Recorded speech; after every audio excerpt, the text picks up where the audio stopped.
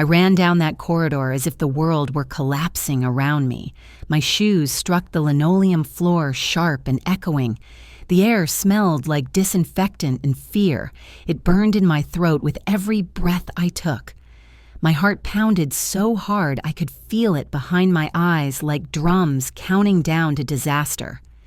My name is Evelyn Marlowe, 66 years old, retired administrative clerk from Multnomah County Court.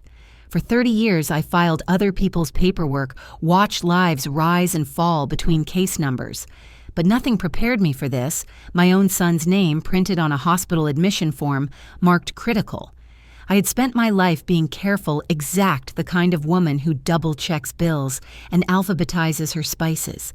Yet that night, none of it mattered. All I could think was Richard, my only child, the one person I believed I could still protect. As I turned the corner, I saw a nurse stepping into my path. She wasn't tall, but her presence stopped me cold. Her badge read, Lena Cortez, and her dark eyes held something urgent, something that made my stomach twist. "Mrs. Marlowe," she said quickly, voice low but steady. "Hide and wait. Trust me." Before I could respond, she gripped my arm, firm, professional, and guided me toward the side room beside intensive care. I wanted to protest, to shout that my son was behind the next door, but her tone cut through my panic like glass. "Please, now." She pushed the door half open, and I stepped inside the dim space. The smell of antiseptic mixed with the faint aroma of coffee left on a counter. Machines hummed softly somewhere down the hall. Every sound felt amplified, alive. I pressed my back against the cold wall and tried to make sense of what was happening. Why would a nurse tell a mother to hide?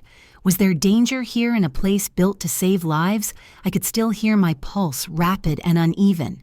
Through the thin wall came the rhythmic beeping of a heart monitor, each tone like a countdown.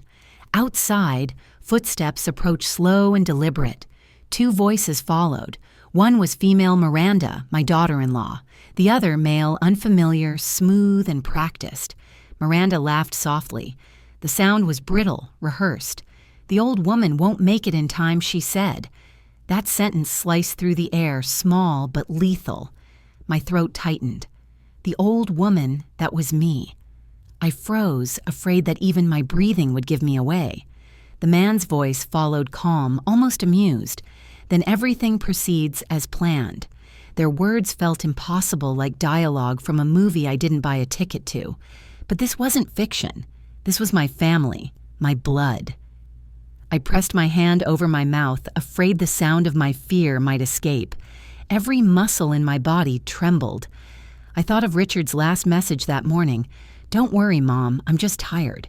Was he still tired, or was something far worse happening behind that door? I leaned closer, straining to hear. Miranda's heels clicked against the tile. Her perfume orange blossom and bergamot drifted faintly into my hiding place. That same scent had once filled my kitchen during Sunday dinners. Now it smelled like deceit. "Everything's ready," the man whispered. Miranda replied, "Good. She'll believe it was an accident." I swallowed hard, every instinct screaming to burst out and confront them. But something stronger, that quiet voice inside every mother, told me to stay still, to listen, to understand before acting. The minutes stretched. Each second felt heavy, dangerous. I glanced at the wall clock above the supply cabinet, 7:19 p.m. Only 4 minutes since I'd arrived, but my life already felt divided in two, before and after that whisper. I caught sight of my reflection in a metal tray. Gray hair, disheveled eyes wide with disbelief. I had always been the invisible one, the reliable woman behind the desk, the quiet helper at family gatherings. But that night, hiding in a sterile hospital room, I realized something terrifying and liberating. No one was coming to save me. No one was coming to protect my son. It was up to me. Outside, a cart rattled down the hallway. Voices faded. The air grew still again, but my thoughts did not. I replayed Miranda's sentence again and again. "The old woman won't make it in time." What wouldn't I make it? To What exactly was planned? I looked down at my hands steady now and remembered something my late husband used to say. In chaos, the calmest person wins. I took a slow breath, steadying the panic that clawed at my chest. If Lena said to hide, she must know something. And if Miranda was laughing outside my son's door, then something was horribly wrong. I inched closer to the crack in the door. The hall lights cast long streaks across the floor, cutting the shadows into stripes. For a brief second, I saw Miranda's silhouette, tall, perfect posture, holding a folder close to her chest. Next to her stood a man in a gray suit, his reflection gleaming off the metal V-pole. They stopped right outside room 312, Richard's room. Then I heard the faint sound of a lock clicking. My stomach dropped. What were they doing in there? Why was the door being locked from the outside? Every cell in my body screamed run, but my feet stayed rooted to the floor. Because deep down, I already knew. This wasn't just an accident. And that laugh, that cruel, careless laugh, was my first warning that everything I believed about family was about to fall apart. I don't know what you would have done in my place. Would you have burst through that door or stayed silent and listened the way I did? If you were me, a mother, 66, heart pounding in a hospital hallway, would you have trusted a stranger's whisper? Tell me in the comments where you're watching from. I want to know what you would have done. Because that night, as the machines beeped and the walls listened, I learned one truth that changed everything. Sometimes justice doesn't start with a shout. It starts with a whisper. I've always believed that order keeps people sane. At least that's what I used to tell myself while sorting files at the county courthouse, back when every day smelled like dust ink and stale coffee. I was good at that job. Not brilliant, not ambitious, just steady. People like me keep the world from falling apart one signature at a time. After my husband, Frank Marlowe, passed away 12 years ago, I found comfort in routine. He died on a Wednesday. I remember because I still had half a pot of chamomile tea cooling beside the bed. He was gone before the tea turned cold. We'd been married 27 years. He was a quiet man, a carpenter with strong hands and gentle eyes. His death left me with silence, a silence I filled with paperwork and predictable days. At 50, I didn't expect to start over. But then there was Richard, my son, my reason for everything. He'd always been ambitious, the kind who wanted his own business, not just a paycheck. He said one night, "Mom, I've got a vision, a consultancy firm, small, independent, clean work." I laughed and told him visions don't pay rent, sweetheart. He smiled that same crooked smile his father used to wear. So I did what mothers do. I opened my savings account and signed the first check. I remember the amount exactly, $38, $200. It was everything Frank and I had put aside for our retirement trip that never happened. Instead of Paris, I gave it to my son to build his future. Marlowe and Hale Consulting, he named it. At the time, I thought the Hale part was a friend. I didn't know it would become my biggest mistake. Miranda Hale came into Richard's life like a well-written resume, polished, impressive, and suspiciously perfect. She was elegant, spoke softly, and carried herself like she'd never sweated a day in her life. I wanted to like her, I truly did. But there was something about her eyes, too, calm, too calculating. They reminded me of the lawyers I used to file complaints for, polite, professional, and absolutely ruthless. Still, I tried. I brought casseroles to their apartment. I babysat their cat when they went on networking trips. I smiled for photos even when Miranda held Richard's arm like a trophy she'd just won. When she started calling me Evelyn instead of Mom, I pretended not to notice. Years passed, and their company grew. Meanwhile, my life shrank into the small corners of their success birthday dinners where I was an afterthought, holidays where my casseroles stayed untouched because we're vegan now, Mom. There was one afternoon about 6 months before the hospital call that sums it all up perfectly. It was a Sunday. Rain tapped against the kitchen window, and I sat at my old oak table surrounded by papers, balancing their business expenses on my calculator. I did it for free, of course. Mothers don't send invoices. While I typed numbers, Miranda's voice drifted from the living room. She was live streaming again. Family Goals Sunday, she called it. Her tone was bright, sugary, the kind that gives you cavities just by listening.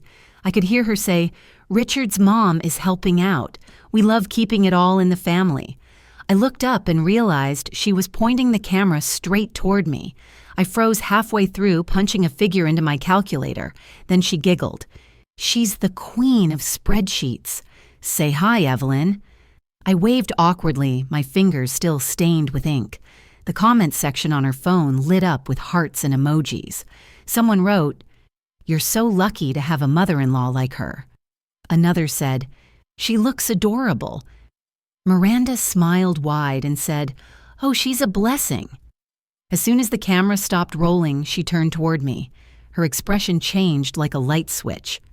"Mom," she said, "try not to wear that old cardigan when we're filming next time. It makes the feed look sad." I wanted to laugh and maybe cry, but instead I joked, "Well, this cardigan's older than your marriage. It's holding up better, too." For the first time that day, she didn't have a comeback. That's the thing about surviving long enough. You learn to fight with humor, not volume. Still, a part of me worried. Something in that house always felt staged, like everything was for show. Even their laughter sounded rehearsed. That night, I sat by my window, drinking lukewarm tea. The streetlight flickered outside, casting small bursts of gold across my table. I looked at the stack of documents, tax filings, invoices, expense reports, and noticed something odd. A recurring payment from their business account to Levin Partners LLC. I didn't recognize the name. The amount was large, $4,500 monthly. When I asked Richard, he brushed it off. "Consulting fee, Mom. Don't worry." But I did. Because the Evelyn who filed other people's fraud cases for 3 decades knew what hidden numbers meant. I marked the entry in my notebook, circled it twice, and tucked the page inside my old leather folder. That folder had survived floods, moves, and 3 tax audits. It was my quiet weapon, the one thing I could trust. Then came May 12th, 2024, the day that turned my quiet life into something else entirely. I remember it because it started so normal. Morning coffee, local radio, the same crossword puzzle I never finished. At 6:05 p.m., my phone rang. Miranda's name flashed on the screen. Her voice was calm, too calm. "He collapsed," she said. There was a pause. "Come if you want. Come if I want." 4 words colder than winter itself. No address, no emotion. Just permission, as if being a mother required her approval. I stood still for a moment, staring at the kitchen clock ticking above the window. The second hand moved like a heartbeat, steady and merciless. I grabbed my purse, my keys, and without even thinking, my old brown notebook. It wasn't habit, it was instinct. Every page inside held proof of who I was and what I'd seen, the kind of evidence people ignore until it's too late. As I stepped outside, the sky hung low and gray. A fine drizzle began to fall, tapping on my windshield as I drove. I didn't know it yet, but that short drive to Providence Hospital would be the moment everything inside me shifted. The calm woman who once filed other people's cases was about to live one of her own. The tires splashed against wet asphalt. The city lights blurred through the rain. I gripped the steering wheel tighter, my knuckles pale against the dark leather. Each mile felt heavier, slower. And then somewhere between the red lights and the rain, a thought hit me, sudden, cold, and undeniable. What if this wasn't an accident? That question hung in the air like a fog I couldn't drive through. And though I didn't know it yet by the time I reached the hospital, that notebook in my bag would become the single most important thing I'd ever carried. Because sometimes the past doesn't stay buried. Sometimes it whispers softly, steadily, until you finally decide to listen. The room I hid in was colder than the hallway. The air conditioning hummed above me like a machine trying to stay alive. I could hear my own breathing echo against the tile walls, short, uneven, desperate. The clock on the wall glowed faintly, 11:21 p.m. Only 6 minutes had passed since Lena told me to hide, yet it felt like a lifetime. From the crack of the door, I could see the edge of room 311, Richard's room. The curtain inside was half drawn, the light harsh and white. Every now and then a shadow moved across it, silhouettes that spoke of betrayal more clearly than words. Then came the voices, Miranda's first. Smooth calculated the same tone she used for her live streams, except now there was no sugar, only venom. "He's stable for now," she said. But the doctor said if he doesn't wake up by tomorrow evening, they'll have to decide on next of kin authority. A man's voice replied, low and precise. I recognized that kind of voice, a lawyer's. Every syllable weighted like a threat disguised as logic. "That's where I come in," he said. "I've already prepared the papers for temporary guardianship. Once it's granted, you'll have control of the company accounts and medical access. The assets will stay frozen only until his condition is declared irreversible." Miranda sighed a sound between boredom and greed. "And Evelyn." My heart seized at the mention of my name. "She's old," Arthur Miranda continued. "No one listens to her. The hospital won't even let her near the paperwork. By the time she figures it out, it'll be over." Arthur Levin. The name hit me like a slap. Levin Partners, LLC, the mysterious company I'd seen in their statements. It wasn't a supplier. It was him. The man she was whispering with behind my son's door. He chuckled lightly. "I told you, Miranda, the less you worry, the better you'll act. Just sign, smile, and let time do the rest." I gripped the edge of the counter behind me. My fingertips were white nails digging into cold steel. Guardianship, accounts, irreversible. They were planning to strip Richard's rights while he lay unconscious, and mine too. I should have barged in right then, but the world blurred for a moment, replaced by the rhythm of the heart monitor beyond the wall. That beep-beep felt like it was synced with my own pulse. Then I heard Miranda laugh. Not her fake influencer laugh, this one was quieter, real, and terrifyingly content. She said softly, "You know what's funny, Arthur? He trusted me so completely he never noticed." Arthur's voice lowered. "Noticed what?" And then came the sentence that split my world open. "I've been adding crushed pills to his morning tea. In 2 days, it'll look like heart failure." For a second, I thought I'd misheard her. The words rang in my head, repeating themselves, breaking apart like glass. Crushed pills, heart failure. I pressed my palm to my mouth, but the breath forced its way out in a trembling gasp. The mug of tea I'd been holding, the one Lena had given me moments earlier, slipped from my shaking hand. It hit the floor. The sound was sharp, final, like a verdict. Porcelain shattered across the tile, scattering fragments that gleamed under the fluorescent light. Every piece reflected my fear back at me. For an instant, the world stopped moving. Even the machines outside seemed to pause. I crouched instinctively, my hands hovering over the shards, terrified the noise had given me away. In the hallway, voices halted. Then Arthur whispered something I couldn't catch. Miranda's heels clicked closer to the door, one step, then another. I held my breath until my chest burned. The doorknob turned slightly. I almost screamed. But before the door could open, Lena's voice floated down the hall, firm and brisk. "Mrs. Hale, the doctors, ready to discuss your husband's results." Miranda hesitated, then her heels pivoted sharply away.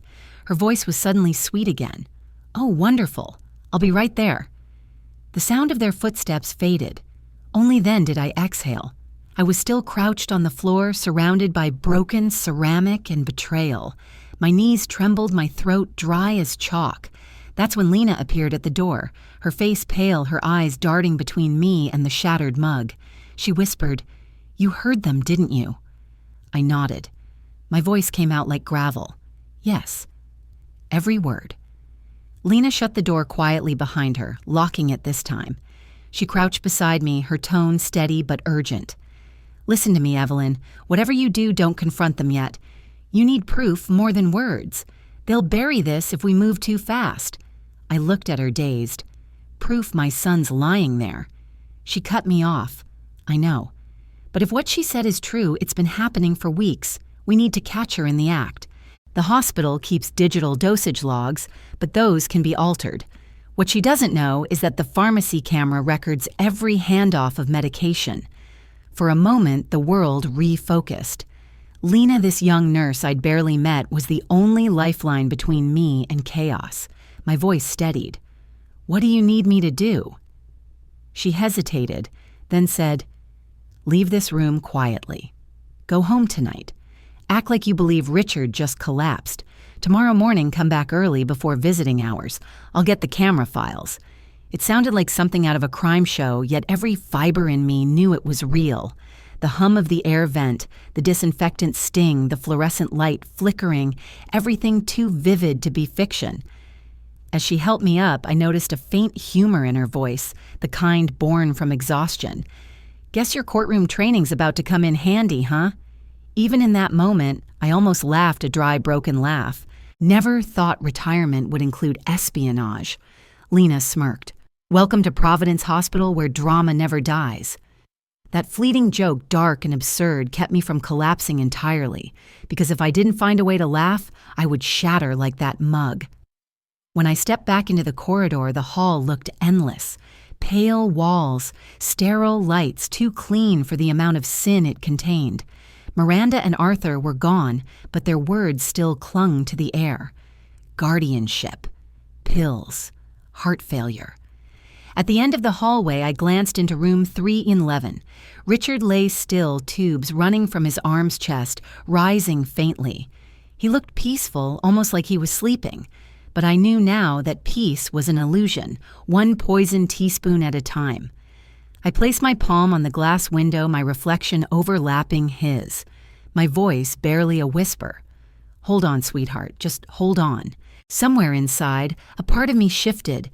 The quiet, cautious woman who once filed papers and balanced ledgers turned into something sharper. If Miranda thought I'd fade into silence, she'd picked the wrong mother. As I walked down the hallway, I caught my reflection again, the same gray hair, the same cardigan Miranda once called sad. But my eyes were different now, no longer tired, focused. I tightened my grip on the old brown notebook in my bag. That notebook wasn't just paper anymore. It was my weapon. And tonight, I had just learned where to aim. The room smelled like bleach. I pressed against the wall and waited. The clock read 7:22 p.m. Lena's warning pulsed. "Hide and wait. Trust me." Through the wall, Richard's monitor kept time. Beep. Pause. Beep.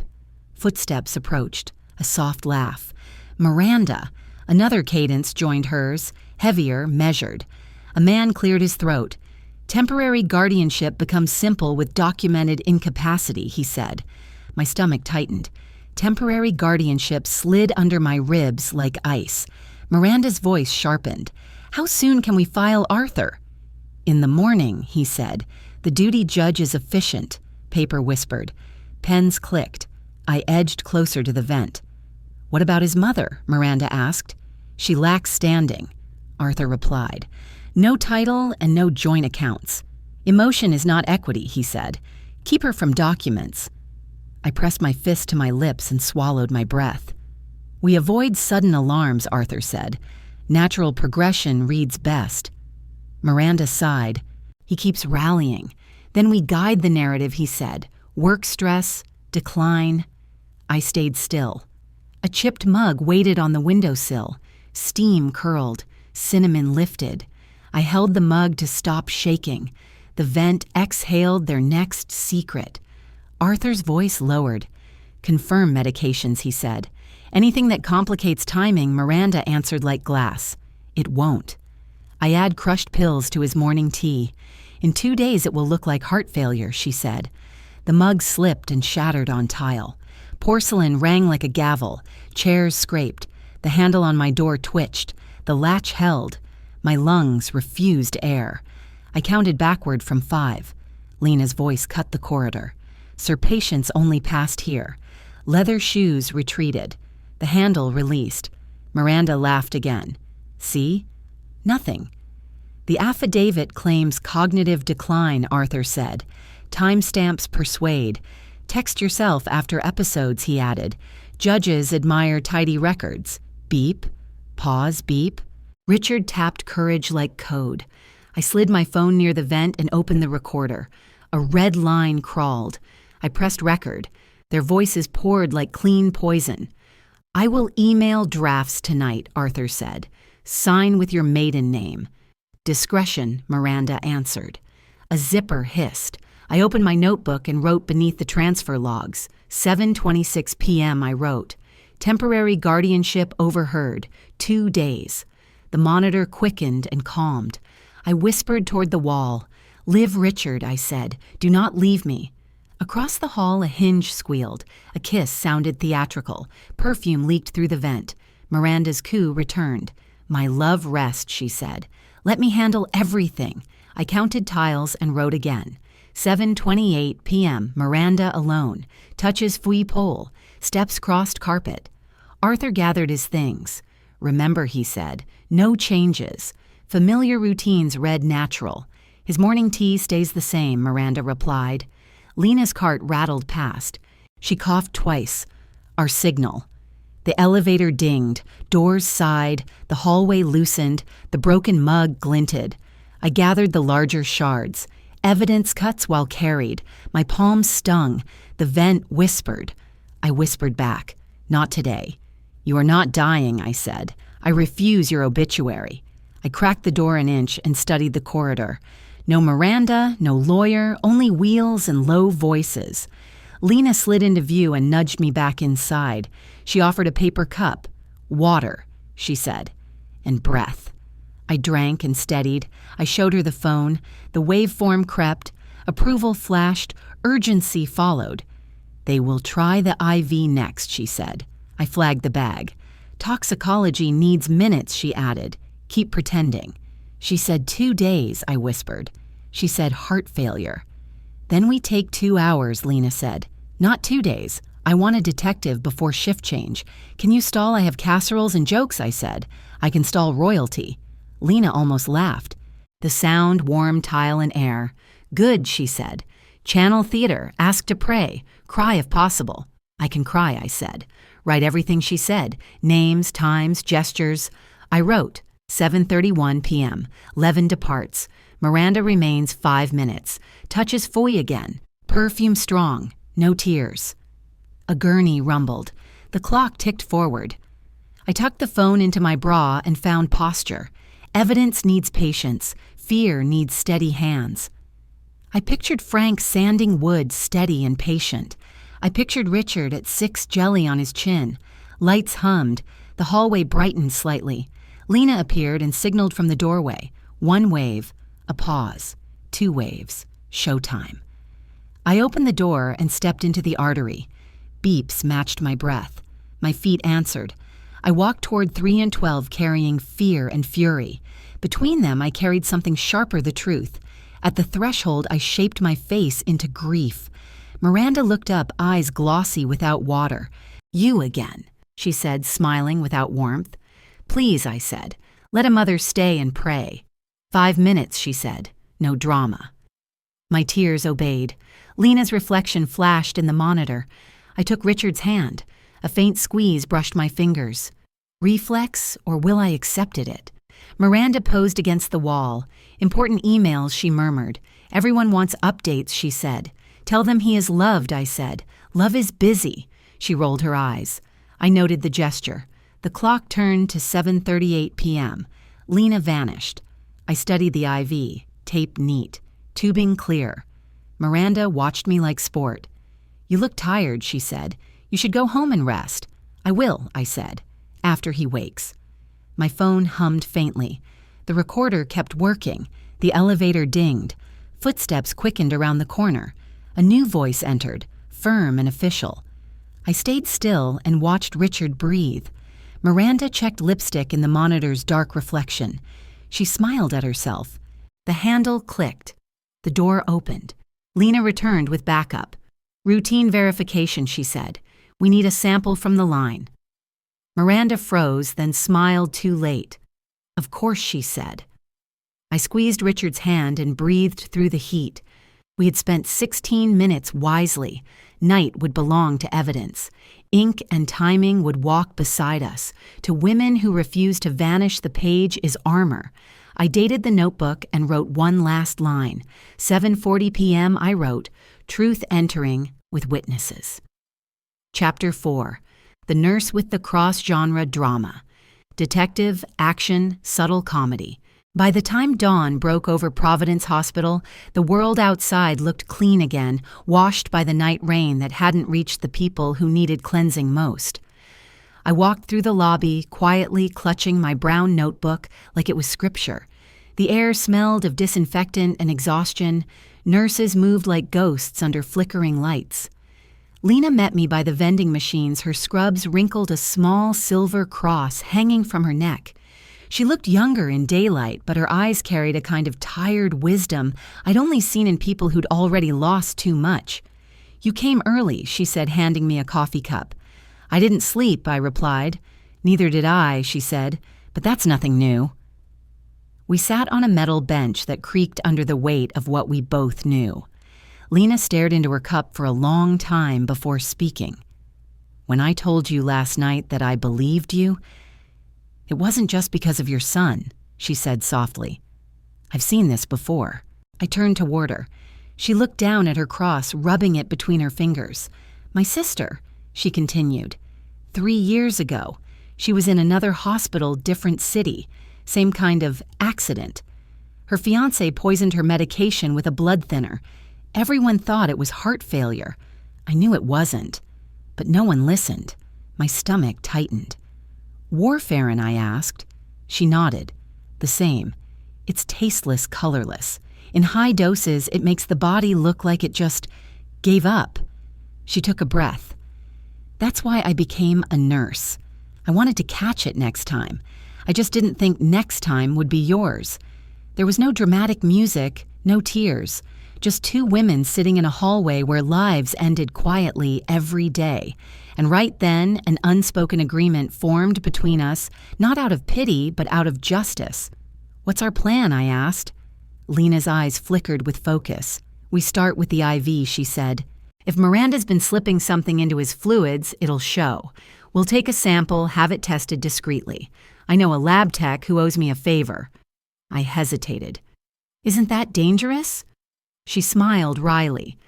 "So is working night shift with caffeine and no sleep."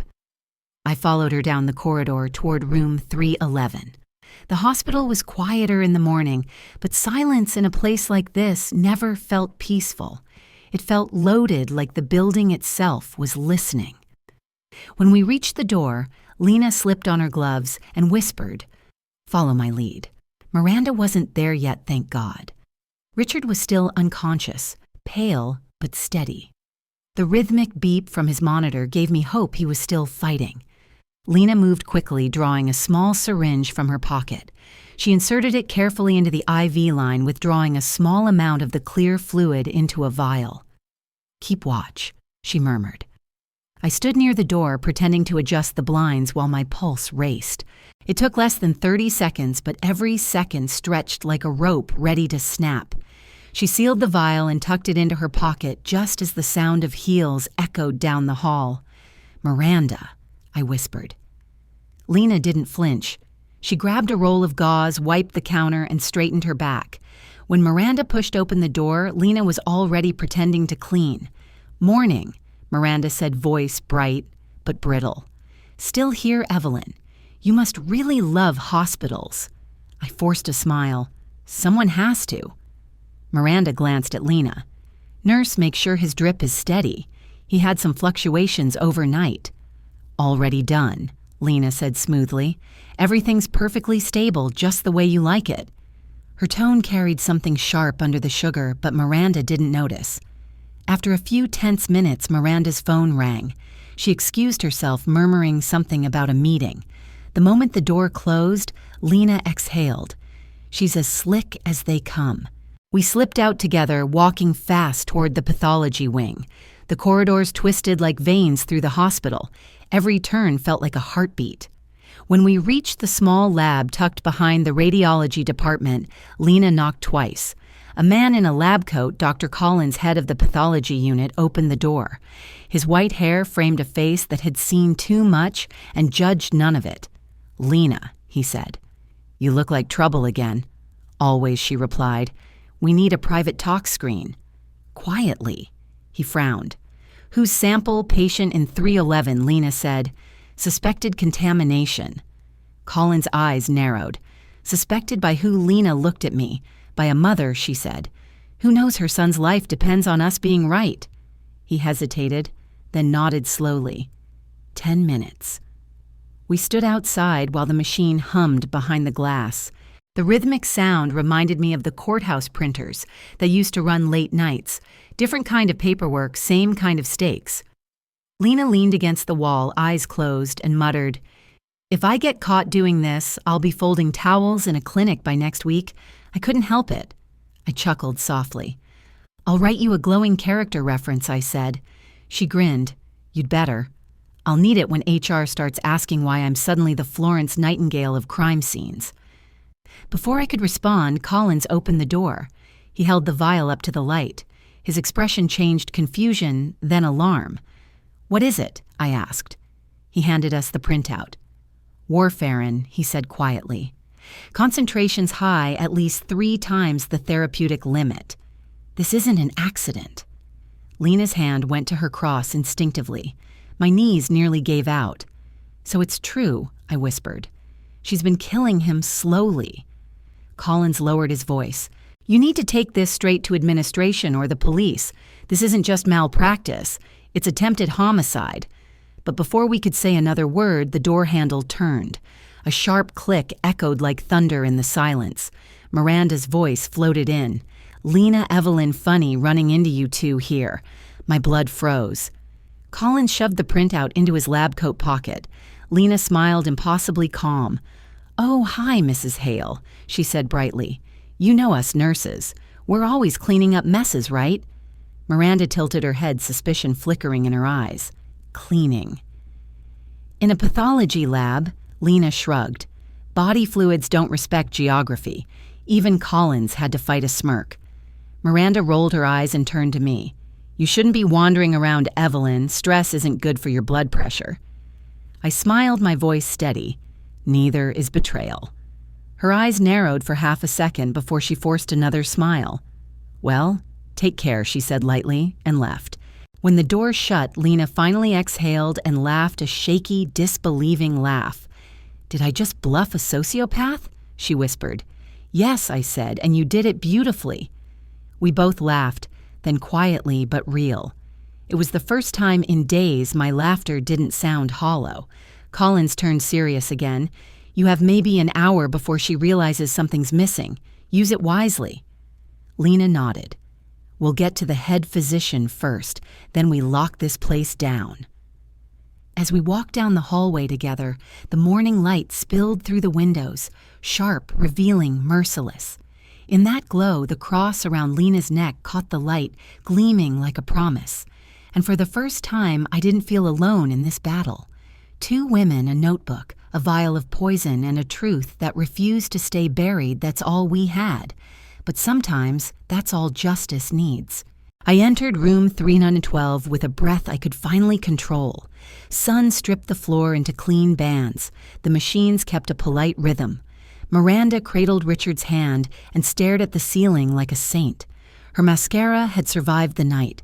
Grief wore flawless eyeliner again. I claimed the chair opposite and set my old notebook on my lap. The leather smelled like years of payroll calendars and stale coffee. She glanced at it, then at me, then back to her practiced sorrow. "I am glad you came," she said gently. The voice was theater sweet. "I was wrong," I answered. My tone carried apology and fatigue. "I was jealous, my dear. I feared the empty chair at holidays." Her eyebrows softened. Calculation flickered, then hid behind something warmer. "I never wanted distance," she murmured. "I only wanted peace for Richard." I touched the bed rail and let my fingers tremble for effect. "I want peace too," I said. "I want a family that actually gathers." I drew a breath and lowered my voice a half step. "I kept savings.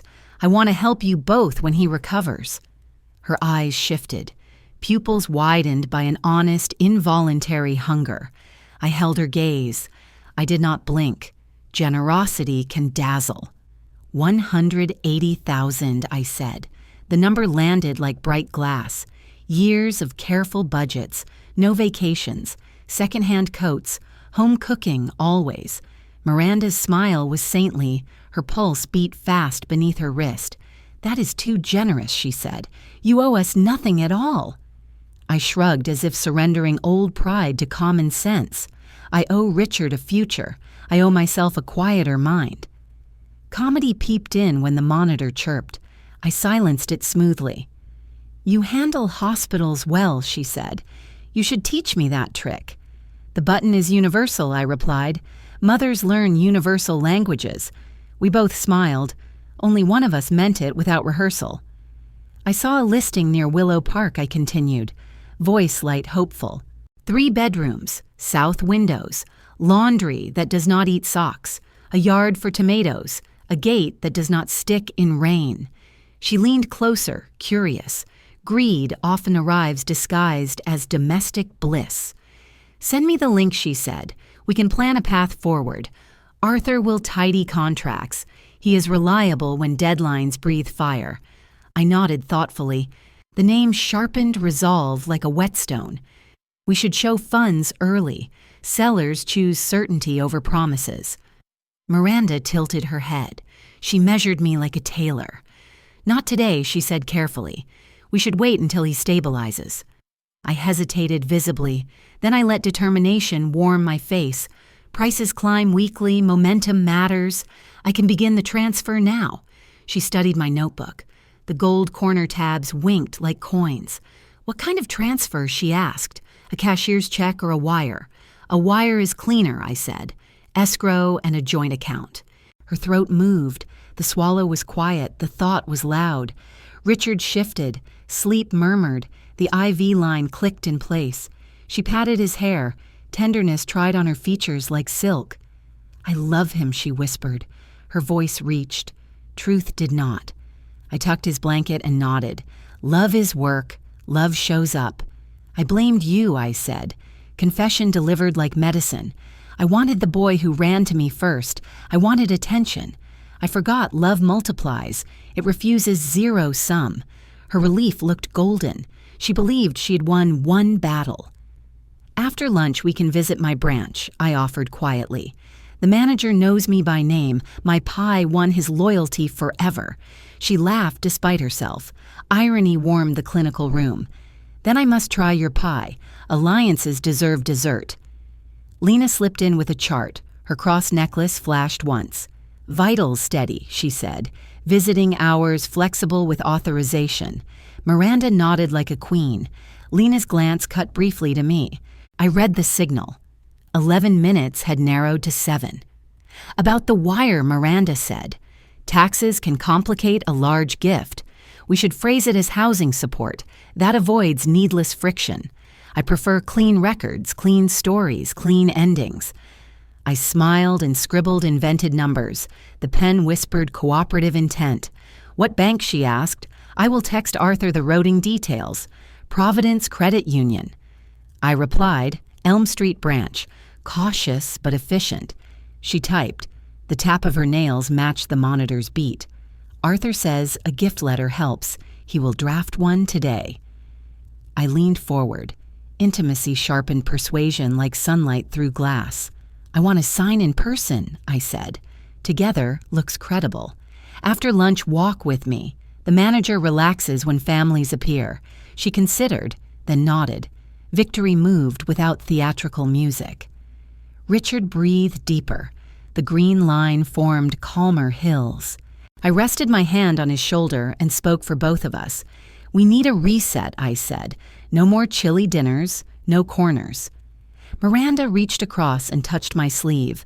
Performance met performance. "I accept your apology," she said. "I want a new beginning. Let us honor him with harmony. Let us retire old grudges. I let moisture gather, not tears, something smaller, honest shine." "Thank you," I whispered. "You will not regret trusting me." She stood and stretched. Elegance returned like a curtain rising. "I will grab coffee," she said. "Do you want tea?" "Chamomile," I answered. "My hands need something warm and steady." She smiled. The door side closed. Perfume lingered like intention. Lena reappeared almost instantly. She moved with quiet urgency. "She is hooked," Lena said. Humor flickered. Purpose stayed bright. "Security has the clips. Collins has talks results. Detectives are en route." I opened my notebook. Inside lay photocopies, timelines, and careful tabs.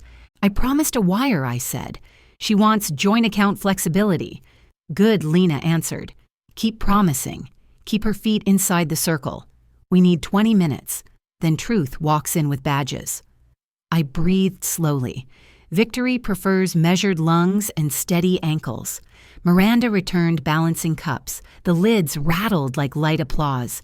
Chamomile, she said, and a blueberry muffin for good faith. Bless you, I replied. Irony earned its tiny laugh. We sipped. Steam curled. The room smelled briefly like morning. Here is my thought, I said. A two-step transfer staged. Today, a smaller escrow seed. Tomorrow, the balance with certified confirmation. She nodded. Caution soothed her. Appetite stayed awake behind her smile. Prudent, she said. Sellers appreciate discipline during financing choreography. I slid my statement copy across. Account name masked by sticky note. Her eyes devoured digits. Greed hummed like an unseen generator. I will meet you at Providence after lunch, she repeated. Text when you arrive. I will call Arthur from the parking lot. Richard exhaled. The sound was soft. It threaded my resolve. I rose to adjust the blinds. Sunlight softened his cheeks again. We owe him quiet days, I said. He carried too many deadlines. Miranda nodded solemnly. The roll sat naturally upon her bones. She touched my arm. Her ring scraped the bracelet on my wrist. Family, she said. The word sounded new in her mouth. We moved forward together. No more triangles. No more bruised pride. I gave her my warmest smile. Warmth is an excellent disguise. The doorway framed Lena once more. She held a billing folder. Sign here for extended monitoring, Lena said. Voice politely administrative. Miranda took the pen. Signatures bloomed. Responsibility looked official. Lena thanked her and left. Her glance told me almost time. I gathered my notebook and the photocopy. Organization restored calm. I will head to the branch, I said. Paperwork prefers daylight.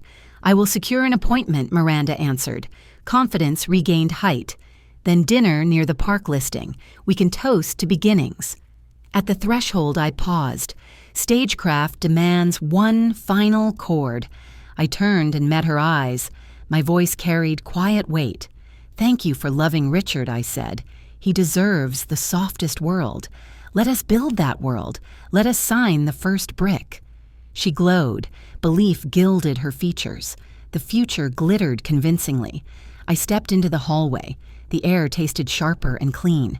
Lena joined me. We walked toward elevators without breaking stride. She believes, I said. She believes enough to wait here. Good. Lena replied. The cross flashed again. Purpose held. Keep her busy. Keep texting. Keep promising banker hours and pie. The elevator chimed. Doors opened. Steel reflected our hard-won calm. We entered together. Justice rehearsed its lines inside my pocketed notebook. Lena walked beside me as the elevator doors closed. Our reflections looked determined. We have 10 minutes before Collins loops me in, she said. Her voice was steady. I nodded. The weight of my notebook felt like a small anchor in my hand. Miranda believes the wire will start today, I said. She will hover. Good, Lena replied. Let her hover. Hovering breeds mistakes. The elevator opened on 3. The corridor smelled like sanitizer and coffee. We stepped into a small conference room by the nurse's station. Collins arrived. His lab coat carried ink smudges. His eyes carried a sleepless night. He placed a sealed bag on the table. The clear fluid looked harmless. It is not harmless, he said. The panel flagged warfarin at dangerous levels. I exhaled. Hope and anger braided. My hands finally stilled. Can you prove chain of custody? I asked. Miranda will blame anyone else. Collins nodded. He tapped forms. Every line carried a timestamp. We logged preparation. We logged access. We logged transfers under sterile protocol. Lena handled the sample split. I countersigned. Pharmacy verified identifiers. A new figure filled the doorway. Presence arrived before introductions. She wore a dark blazer. Her badge caught the fluorescent light like flint. Detective Maya Grant stepped in, calm and cutting. She owned the air. "I am Maya," she said. "I do not do miracles. I do paperwork that bites." Her smile was brief. Her eyes were not. They cataloged everything. She set a tablet down. Video flickered to life. Time stamps glowed. The screen showed room 312. The angle watched the IV pole. Miranda entered alone. She checked the hallway. Her posture shifted. Her hand reached the line. The clip loosened. A syringe grazed plastic. Maya paused the frame. The picture froze like a confession in glass. She touched the bag twice, Maya said. "Here." And again at 0113. Night shift chart shows no authorized adjustments Collins added. Voice flat. Lena crossed herself. The silver cross flashed, then settled. "Do you have her audio?" I asked. My voice sounded distant. "Not yet," Maya said. The hallway recording picked fragments, still processing. I stared at the frozen frame. The room felt colder, cleaner. Greed had elegant nails. Murder wore tasteful cashmere. The evidence glared. Maya advanced the clip. Miranda pocketed something. The line resumed. She practiced, Maya said. "This is habit, not panic, not chance. Pattern supports intent. Intent supports the charge. The charge will hold." I heard myself ask the next question like I had trained for court. How long until you can act? How long until an arrest is lawful? Maya checked her watch. Then she checked me, then papers. "I need a judge's signature. The affidavit is drafted. I want more. Get me a lip read. Get me the lab report. Get me time." Lena straightened. Action returned to her posture like current. "I will run the sample to tox. The rush tag is on file." "Do it." Maya said. "Collins. Send pharmacy logs. Send camera chain." She turned to me. Her voice softened. The edge remained. "Evelyn, I need you to keep her in place for 20 minutes." The words rang like a starter pistol. My pulse answered. "Yes." 20 minutes, I repeated. My mouth felt dry. My spine felt tall. Maya slid a card across. The number was handwritten, decisive. "If she tries to leave, text this word chisel. Security will stage. If she becomes violent, pull the orange cord. Staff will flood in." Comedy walked in with a paper cup.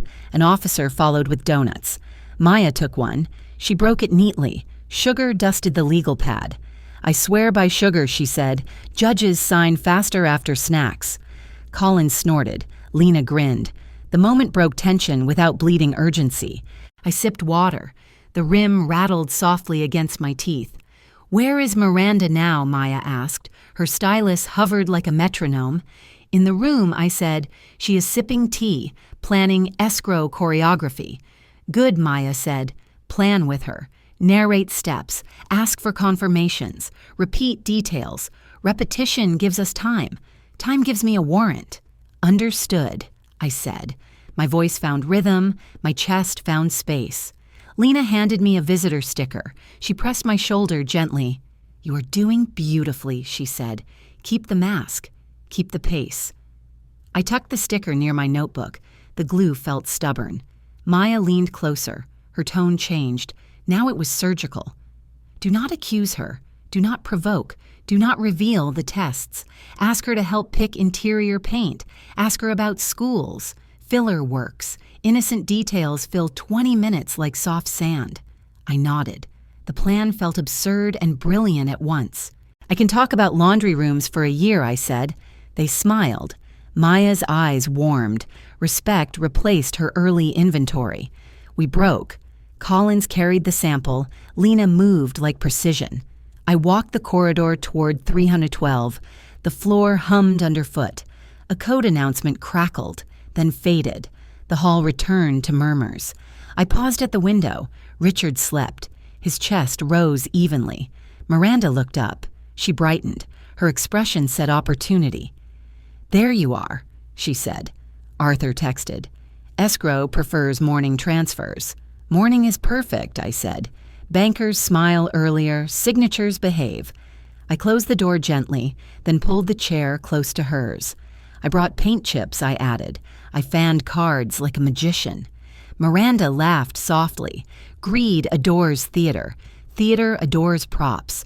Willow Park walls want warmth, I said. Maybe soft clay, not beige. She compared chips to the fluorescent light. Performance met interior design. Kitchen needs brightness, she said. We host, we pour, we glow. Then eggshell for scrubbing, I replied. Spills happen. Guests lie. She snorted, a quick human sound. She relaxed by degrees.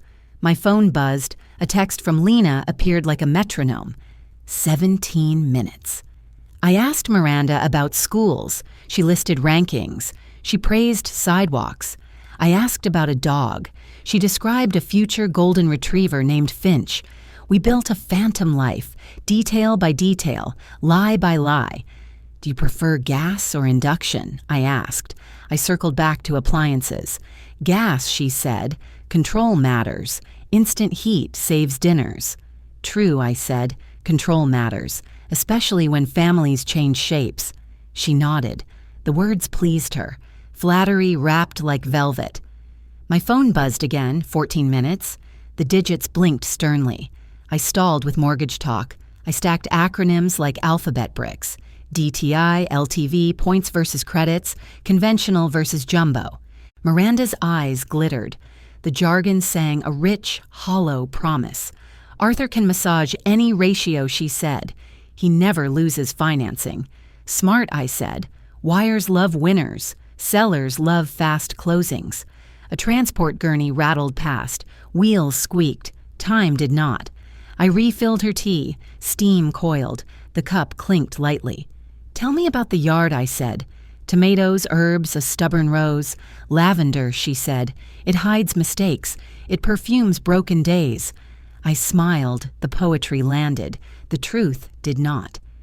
My phone buzzed. 10 minutes. Lena added a blue heart. Miranda checked her reflection in the black monitor glass. Flawless. Text me your banker's name, she said. Arthur will pre-write disclosures. Of course, I said.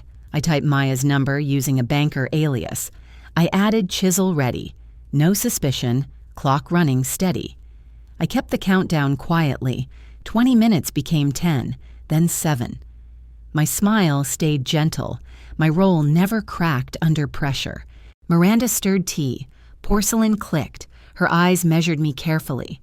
She said, Tell me again about the transfer. I need clarity. Clarity is my specialty, I answered. When Richard wakes, you will have everything. Greedy relief softened her shoulders. Confidence returned like heat from lamps. I leaned closer, lowered my voice, fed her reassuring details smoothly. The escrow is ready. Noon tomorrow, signatures clean and simple. She nodded, ambition bright behind lashes, victory rehearsed in posture. Families need decisive leadership, she said. I provide it without apology. Families need receipts, I replied. Receipts love calm hands and light. She laughed. Brittle sound, perfectly at home in false sympathy. 5 minutes remained. My phone vibrated once. Proceed without deviation. Miranda reached toward the IV, fingers casual, intentions not casual. I shifted smoothly. My body blocked her path. My smile sweetened. Let me fix his blanket. He hates cold feet. She allowed it. Arrogance softened vigilance. Timing favored patience. Arthur will drop by, she said. Closings deserve careful witnesses. Practice winning, I said. Smile with restraint. Judges admire restraint. She smiled wider. Irony glimmered only for me. 2 minutes remained. I opened my notebook, neat columns, tidy math. I will wire $180,000 tomorrow, I said. Her pupils widened. Greed lifted her chin. Gratitude acted convincingly. You would do that after everything she asked. Voice perfectly tender. I was jealous, I said, but love corrects jealousy promptly. She squeezed my hand, gesture tender, motive metallic, performance flawless. One more thing, I said. When Richard wakes, you will have everything. Exactly, she answered. He depends on me. He always has. 1 minute remained. The hallway quieted. The room held breath. A supply cart rattled by, then quiet settled like velvet. The door opened. Detective Maya Grant entered. Authority cleared stale air. 2 officers followed. Steady, precise, patient. Silence obeyed them. "Good afternoon," Maya said. "Miranda Hale, we need to speak." Miranda stiffened. Grief spread across her face like powder. "My husband is critical," she said. "Please leave us immediately." Maya placed a folder down. Her voice stayed cool and exact. "I do not do miracles," she said. "I do paperwork that bites. Security cameras show you alone with this IV at 01:13. Miranda looked at the bag, then at me, then away. "That was care," she said. "Nurses asked me to help." The door opened again. Lena stepped in. Silver cross flashed briefly. She held a tablet. The screen glowed. Her thumb pressed play. Static cracked. Then Miranda's voice filled the room, crisp and chilling. Just half a tablet more every day. In 2 days, heart failure. The words hung heavy, undeniable, cold. They settled like stones. Miranda's color drained. Fingers whitened around the chair back. I moved closer to Richard. My body shielded what mattered. "You really thought I was blind, didn't you?" I whispered. Truth tasted metallic. "You taught me to watch by underestimating me repeatedly." Maya nodded to the officers, movement sharp as cutting scissors. "Miranda Hale," she said, "you are under arrest for attempted murder and fraud. You have the right to remain silent. You have the right to counsel." Miranda lunged toward the door. Panic shredded her polished poise. I hit the orange cord. Alarms howled. Staff poured inside. Lena rolled her cart. It blocked the exit. Instruments clinked. An officer cut off the angle. Another secured Miranda's wrists. The cuffs clicked. The room exhaled. Order returned quickly. Comedy slipped in. A cuff snagged a dangling charm. "Remove the jewelry," Maya said. "Souvenirs wait for evidence cataloging." A nurse unclipped the charm. Metal dropped with a hollow ping. Miranda glared at me. Hatred glazed with disbelief and shock. "You promised everything," she hissed. "You promised the house explicitly. I promised 20 minutes," I said. "Justice needed 20 minutes only." Her mouth twisted. Pride collapsed like damp plaster under weight. Lena's tablet chimed. Collins confirmed toxicology. Warfarin present conclusively. Maya signed digitally. The warrant brightened. Authority sharpened instantly. "Transport is ready," she said. "Processing within the hour," firmly. They guided Miranda forward. She twisted for one last line. "He will never believe you. He always believes me," she cried. I faced the monitor. Not her. Belief bends. Evidence holds. Maya stayed. The officers posted outside. Gravity returned to order. Lena adjusted Richard's blanket. Steady hands, determined jaw. Quiet courage. I sat slowly. Adrenaline ebbed. Breath stuttered, then smoothed. "Breathe," Lena said. "You executed perfectly." Timing stayed beautifully clean. I acted, I answered. "You measured." Maya bit decisively. Maya smiled. Procedure's edges warmed. Humanity stood beside duty. "You did more than act," she said. "You landed the scene." I laughed once. Relief sounded strange. Honest, bright, unashamed. "Do juries admire paint chips?" I asked.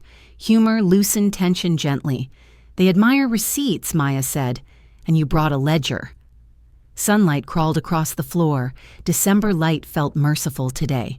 Richard's chest rose evenly. Monitors ticked like dependable metronomes nearby. I touched his hand. Warmth answered. Hope steadied in me. Outside, wheels squeaked. Somewhere a television played soft carols. Inside, quiet settled, not empty, simply earned through labor. I opened my notebook. Dates and sums. Careful ink and patience. Generosity created safety, I believed. I forgot boundaries are locks. Lena touched my shoulder. Comfort without pity. Strength without spectacle. "You built a boundary today," she said. "It will hold." Maya's radio crackled. Dispatch confirmed Miranda en route. Arthur detained promptly. "He is cooperating," Maya said. Greed folds fast under oath. I closed the notebook. Paper felt heavier. Ink seemed darker. "Will the case stand?" I asked. Will the paperwork bite hard? It will, Maya said. Video-audio lab results, unbroken chain. A tech entered, replaced the bag, logged seal numbers carefully. Thank you, I said, my voice steady, my back straight. What happens now? I asked. Tell me the next steps. Collins continues reversal therapy, Maya said. We finalize custody tonight. Breathe. I heard the cuffs click. The sound was clean and final. Miranda froze, then twisted hard. The chain tugged against her wrists. He'll never believe you, she spat. The words felt empty now. Justice doesn't need belief. It needs evidence, I said. My voice held. Detective Maya nodded to her team. 2 officers stepped into position. A body cam blinked red. The frame shook like a handheld. You are under arrest, Maya said. Her cadence was calm, precise. Anything you say may be used. The officer read with care. The corridor hummed. Fluorescent light washed everything a hard winter blue. Lena moved to my side. Her cross caught a tiny glint. Dr. Collins checked Richard's lines. The pumps gave a steady hush. Vitals are holding, he said. Relief softened his professional mask. I squeezed Richard's hand. Warmth answered. The rhythm steadied my breathing. Miranda jerked toward me. The chain answered with a clipped rattle. You framed me, she hissed. The mask of grief slid off. We recorded you, Lena said. Her voice carried a firm center. Maya lifted a palm. The officers adjusted their footing and angle. Transport in 5, she said. Radios crackled with practiced economy. The body cams kept rolling. The lens drank each twitch and breath. Miranda glanced at the door. Calculation flickered. The moment passed. Mrs. Hale Maya said, You did everything by the book. I did what you taught me. I answered. Paperwork and timing. She smiled once. Thin as thread, strong as cable. You'd make a great detective, she murmured. The corner of humor showed. I was a clerk for 40 years. Spotting liars was part of the job, I said. Lena snorted softly. The sound carried like a small bell. Clerks catalog the truth, she said. Detectives just borrow your folders. Even Maya laughed. Tension eased without losing its alert edge. Miranda rolled her eyes. The gesture landed with dull bravado. Her lawyer called. Maya declined. She's in custody, she said crisply. 2 officers secured the IV. Tamper seals gleamed like glass. Another logged evidence. Labels lined up with quiet satisfaction. Maya signed the chain of custody, pen strokes neat and deliberate. The room breathed. The storm stepped into a measured march. Will Arthur cooperate? I asked. My notebook was already open. Greed folds under discovery, Maya said. He requested counsel minutes ago. I nodded once. Old habits kept my hands from shaking. Statement tomorrow. Media will circle, Maya added. Practical, not dramatic. I prefer ledgers to microphones, I said. That earned another smile. Let the paperwork speak, she replied, her favorite sermon delivered gently. Footsteps gathered. Wheels squealed. Winter air slid under the door. Move, the sergeant said. The corridor widened around the team. Miranda lifted her chin. Dignity tried on a final pose. Save the performance, an officer said. The line landed dry. They turned for the hallway. The cuffs flashed like cheap jewelry. Sirens sang outside. The wing exhaled an almost human breath. I sat again. The vinyl chair complained. I accepted it. City lights stitched the window. The pane shivered with December wind. My reflection looked older. It also looked unbroken and entire. Coffee, a volunteer said. Steam curled like a quiet blessing. Dr. Collins adjusted the pump. Numbers climbed back into range. Vitamin K continues, he said. Coagulation is normalizing tonight. Thank you, I said. Gratitude anchored me in the present. He nodded toward Lena. Professional respect passed like a baton. Lena tightened Richard's blanket. The corners were hospital perfect. He is warm and stable, she said. Certainty steadied my chest. The officer at the door checked the window. Habit over fear. He nodded once. Routine pinned the night to something firm.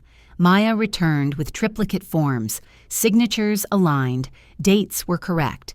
No spousal access tonight, she said. Temporary guardianship remains in effect. Copy to my cloud, I said. I photographed each page. Already sent to case files, Maya said. Her phone buzzed twice. A text landed on mine. Custody numbers, reference codes, times. I saved and backed up. Duplicate folders make grief manageable. Sleep if you can, Lena whispered. I will watch the lines. Wake me for anything I said, good or bad. Truth matters. She patted my shoulder. The cross winked once under LEDs. The chair found my spine. We negotiated another quiet truce. My breath slowed. The monitors hummed. Night work stayed unspectacular. A dream tried forming. Memory interrupted. I stayed on watch. Maya hovered near the door. Humor returned with the quiet. You'd make a great detective, she said. The tease returned lightly. You keep saying that I answered. I still like file rooms. You like patterns, she said. So do I, different uniforms. We both looked at Richard. A beat passed. Winter pressed. Tomorrow will be loud, she said. Be ready for questions. I will use numbers, I said. They settle wandering minds. Good, she said. Numbers bite, sermons wander. She started toward the hallway, then paused. Her voice dropped. You did not flinch, she said. Most people break earlier. I broke years ago, I said. I rebuilt using ledgers. Maya considered that. Respect warmed the air by a degree. You'll be fine, she said, then left with careful steps. The officer outside shifted weight. Boots whispered against clean linoleum. I checked Richard's hand again. Heat answered. Hope stayed. Sleep, Lena said again, a nurse's lullaby without music. I closed my eyes. The cadence of beeps led me. Somewhere a radio played carols, distant, soft, almost kind. The hospital smelled of bleach, plastic, winter, and courage. Evidence settled. Silence healed. The future straightened by inches. My phone chimed. Maya again. A midnight update arrived short. Arthur is talking, she wrote. Emails recovered. Draft deeds found. Thank you, I replied. Thumb steady. Sentences brief and clear. Rest if possible, she answered. We stabilize the perimeter tomorrow. I am here, I wrote. I will not move. The window shivered. The wind rehearsed another hard stanza. I counted my blessings, my son's pulse, Lena's stubborn faith. I counted my tools, a notebook, copies, names, times. I counted the lies, smaller than the record, weaker than light. Justice tightened quietly. It did not shout. It held. Miranda's voice replayed. Belief rattled like dice on a tray. He will choose me, she had said. The control myth. I pictured Richard waking, confusion fading, truth arriving with weight. We would walk through pain. We would not drown. Lena dimmed the lights. Machines glowed like patient constellations. I whispered to Richard, ordinary words, steady and plain. Sleep now. I am here. Evidence is working. The floor nurse winked. Courage traded hands like a secret. I thanked the team, the room, the stubborn chain. Night kept watch. Our paperwork stood faithful guard beside us. By the way, Maya had whispered earlier, a sly aside, you'd make a great detective. I smiled into the dark. The joke landed sweet. I was a clerk, I thought, and clerks bite gently. A small laugh escaped. Even winter allowed one mercy. Outside, a siren faded. Inside, a heartbeat answered. The camera blinked its red light. Silent, faithful, awake. I let the rhythm carry me, breath for breath. Justice doesn't need belief. It needs evidence, I repeated quietly. Then I slept, sitting up, my hand over his. Chapter 9. When Hearts Wake Up. The morning light slid across the white wall like a gentle tide. The clock read 6:30 a.m. The date on my watch said May 17th, 2024. Machines whispered in their steady rhythm. One heartbeat on screen, one heartbeat beside me. Lena stood near the window. Her cross glinted as the first sunbeam found it. "Any changes?" I asked. My voice was soft, almost afraid of sound. "Maybe," she said. His eyelids moved. It might be reflex. I leaned forward. Every nerve waited for something more than reflex. The air tasted of sanitizer and hope, fragile, clean, barely there. Then a breath caught, slow, imperfect, human. Richard's fingers twitched, then his hand closed around mine weakly. "Mom," he whispered. The words scraped out like sand over glass. My heart lurched. Years of fear and forgiveness tangled at once. "I'm here," I said. The words cracked. The truth didn't. Lena turned away discreetly. Nurses know how to give privacy without leaving. Dr. Collins rushed in. Monitors spiked. He smiled like sunrise after storm. "Welcome back, Richard," he said. "You've been asleep too long." Richard blinked. His eyes searched faces, found mine, filled with pain. "Mom," he said again. His grip trembled. How could I not see I wanted to say 1,000 things? None felt clean enough. So I smiled. Tears made the edges of the world shimmer softly. "Because love blinds the good ones first," I said. "Steady this time." He blinked slowly. Guilt soaked through the oxygen tube and silence. "I believed everything she said," he whispered. "I thought you were jealous." "I was jealous," I answered, "of how easily she stole my son." He winced. The truth carried weight, but healing demands weight sometimes. Collins adjusted his chart. "Professionals always anchor emotion to data. Vitals strong," he said. "Speech clear, heart rhythm steady." Lena crossed herself. Faith and medicine shook hands quietly in that room. Richard's tears came without sobs. They slid into his hairline silently. "I almost lost you," he said. "And she nearly killed me." His voice cracked on killed. The word carried too much gravity for mourning. "You're alive," I said. "That's the part we choose to start from." He nodded weakly. Shame softened into something gentler, acceptance maybe. Outside, the hospital cafeteria started clattering with breakfast trays. The smell of burnt toast drifted faintly through vents, oddly grounding. "I kept all your ledgers," I said. "Your first business license, the invoices." He gave a broken laugh. "Of course you did. You never trusted digital." "Paper doesn't lie," I said. "People just ignore what's printed on it." He smiled, faint but real, the kind of smile that returns after exile. Dr. Collins excused himself. Lena followed with quiet competence. The door clicked shut. For the first time, silence felt holy, not empty. Mom Richard said, "I don't deserve forgiveness." "Then don't ask for it," I said. "Earn it. That's cleaner." He nodded, his hand still locked with mine, pulse sinking through skin.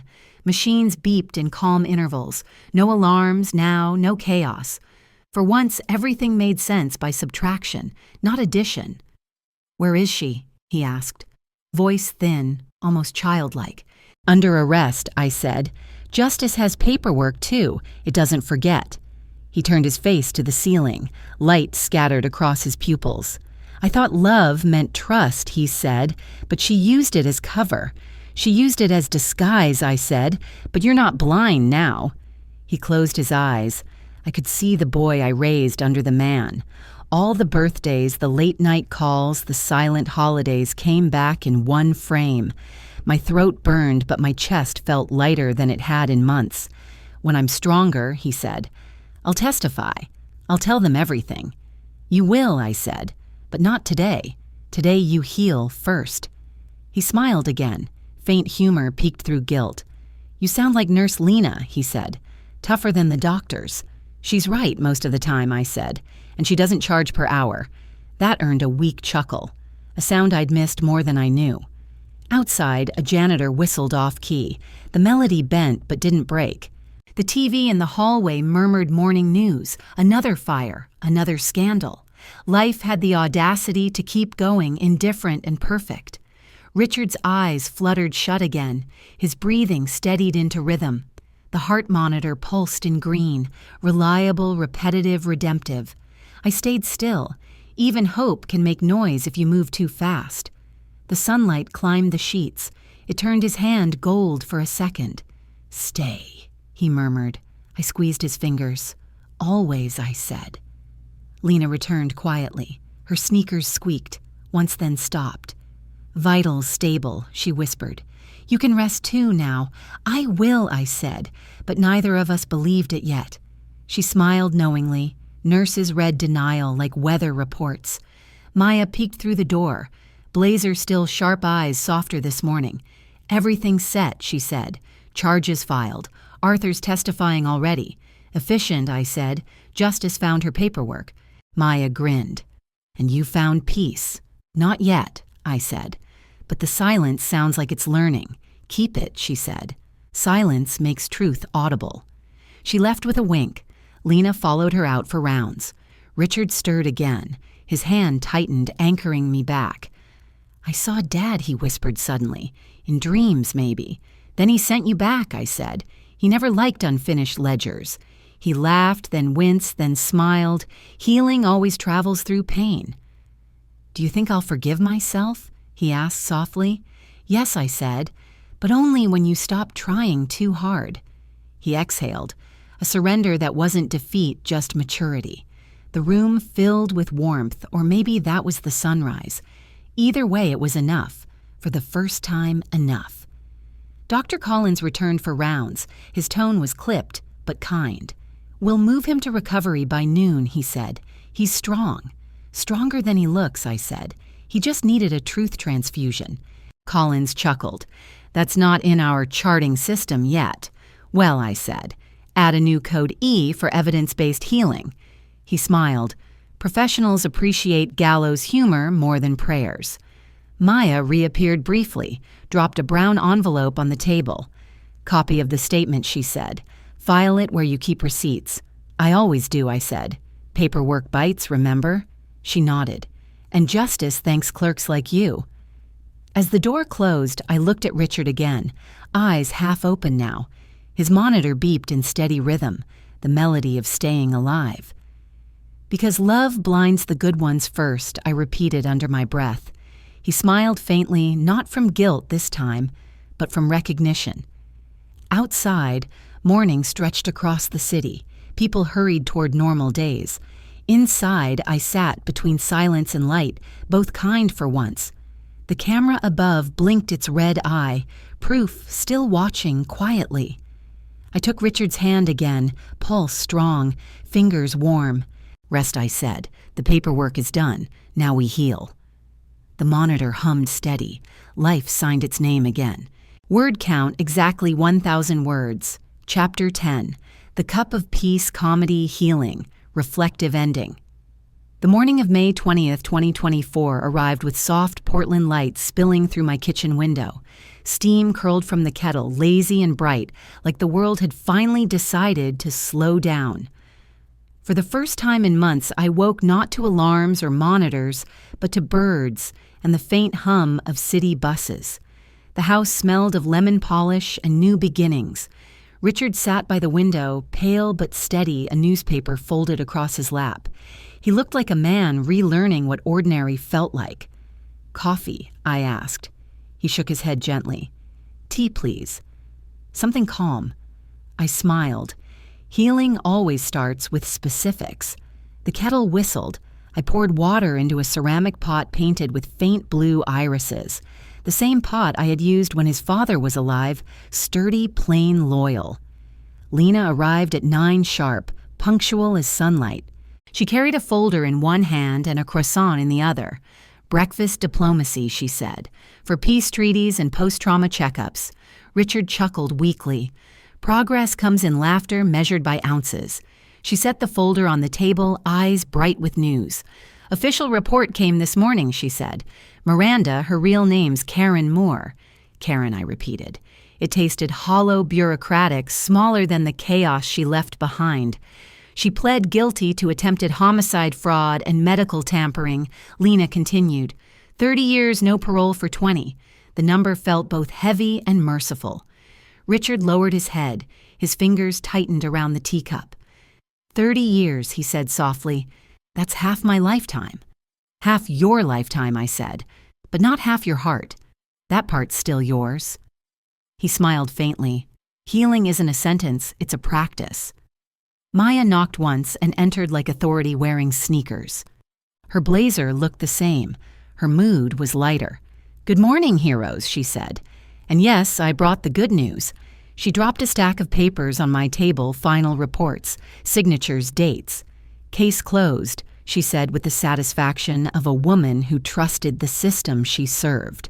"You'll get formal notice by Friday." I poured her tea before she even asked.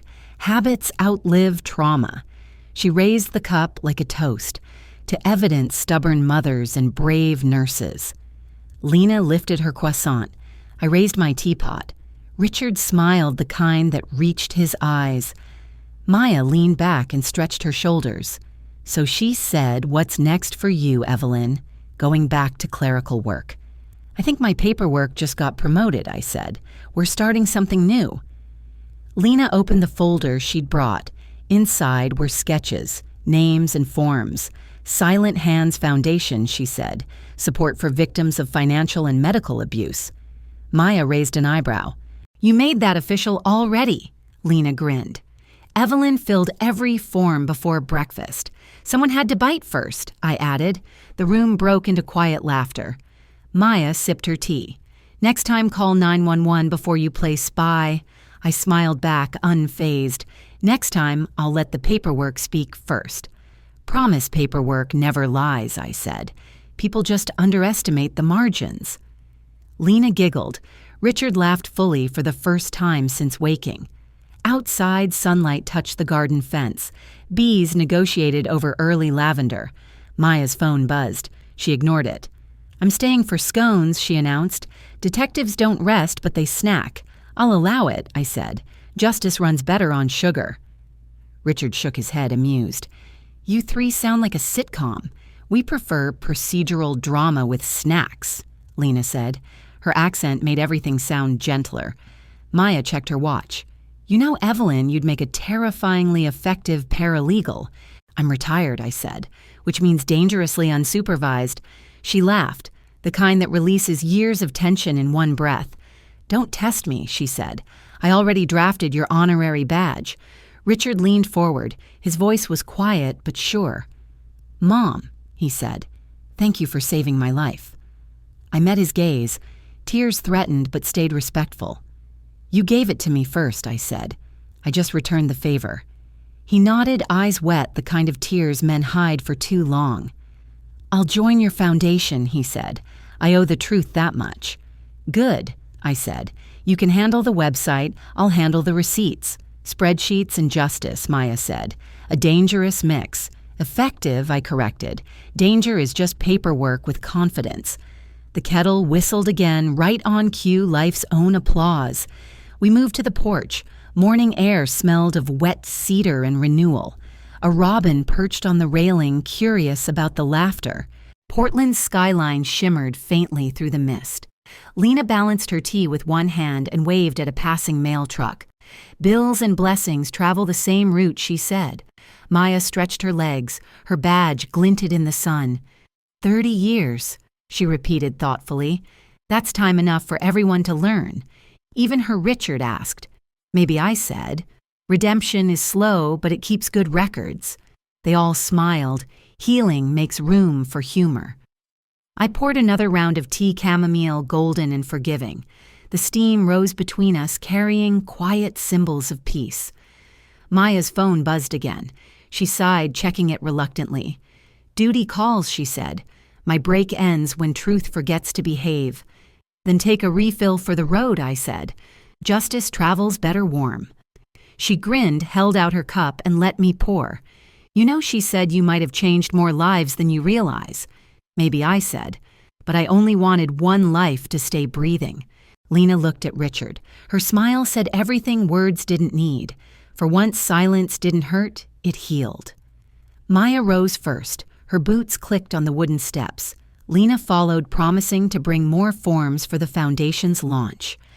Richard lingered, still pale but alive in every sense.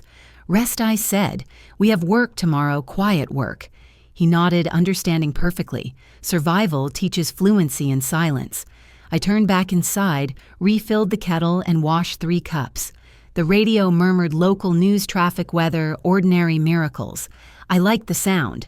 After chaos, normal feels revolutionary. I poured one last cup of chamomile and carried it to the window. Outside, Maya's footsteps faded down the walk, steady and sure. The light caught the rising steam. It danced like breath, returning to a calm world. I raised the cup slightly, a silent toast to Lena's faith, Maya's fire, Richard's return, and my own quiet persistence. Some wars end not with noise, but with paperwork, patience, and a warm drink. I took a slow sip. It tasted like peace and proof in equal measure. The kettle settled, the world exhaled. Justice didn't shout it, stayed honest. Through the glass, the garden shimmered alive again. And for the first time, I realized healing isn't silence. It's sound turned gentle. I smiled to myself the way women who've seen too much still do. The steam rose higher. Faint and luminous, it looked like forgiveness made visible. Outside, the sound of Maya's shoes faded entirely, leaving only peace behind. When life tries to silence, you remember this. Justice doesn't always come with noise. Sometimes it arrives in quiet hands. Evelyn didn't seek revenge. She found restoration one document, one heartbeat, one cup of tea at a time. If this story touched you, let me know in the comments where you're watching from, because every city, every heart holds a story of quiet courage, waiting to be heard.